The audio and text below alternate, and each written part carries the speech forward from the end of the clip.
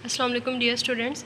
किंगवे group of schools की तरफ से आपको ऑनलाइन लेक्चर्स थ्रू वीडियोस भेजे जा रहे हैं, जिसमें हम 5th क्लास की एसएसटी को डिस्कस कर रहे हैं। इसमें हम सेकंड चैप्टर को डिस्कस कर रहे हैं। सेकंड चैप्टर में आज हम नेक्स्ट काम देखेंगे।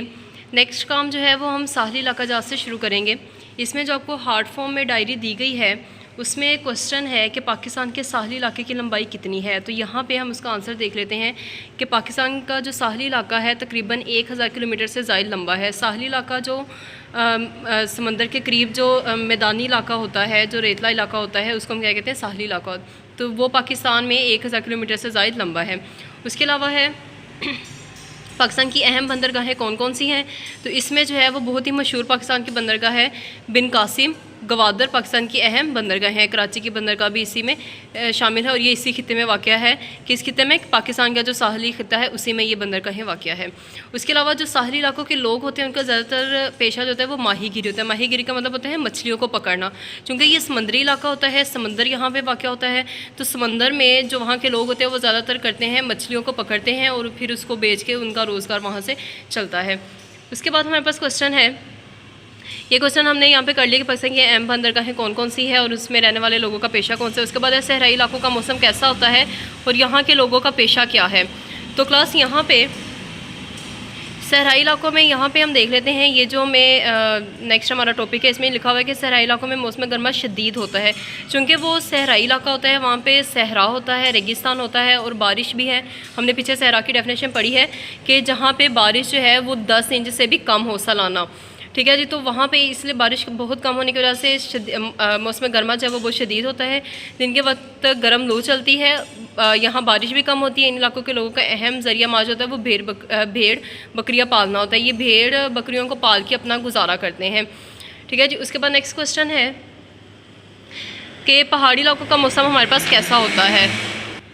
ठीक है जी। ये क्वेश्चन हमारे पास है, पहाड़ी इलाकों का मौसम कैसा होता है और यहाँ के लोगों का पेशा क्या होता है। तो ये भी इसी पैराग्राफ में आपके पास है कि पहाड़ी इलाकों में मौसम सरमा शदीद होता है, सरतरीन होता है।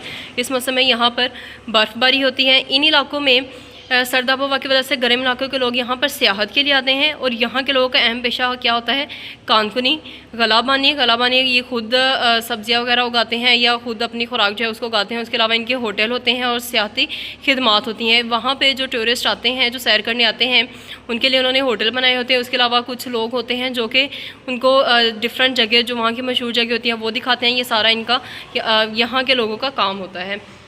उसके बाद हमारा नेक्स्ट क्वेश्चन है, बाहमी इन्हिसार से क्या मुराद है। तो बाहमी इन्हिसार जैसा कि हमें वर्ड से भी पता चल रहा है, इसका मतलब होता है एक दूसरे के ऊपर डिपेंड करना।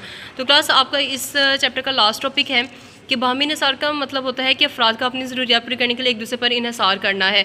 जैसे हम ये नहीं कह सकते कि अगर एक इंसान है उसके पास पैसे हैं तो वो जैसे है कि सारे सोसाइटी से, सारी दुनिया से कट ऑफ होकर रह जाए। उसको अपनी ज़रूरियात पूरी करने के लिए किसी दूसरे पे डिपेंड करना होगा। उसी तरह से जो कंट्रीज़ हैं उनको भी ज़रूरियात पूरी करने के लिए दूसरी कंट्री पर डिपेंड करना पड़ता है।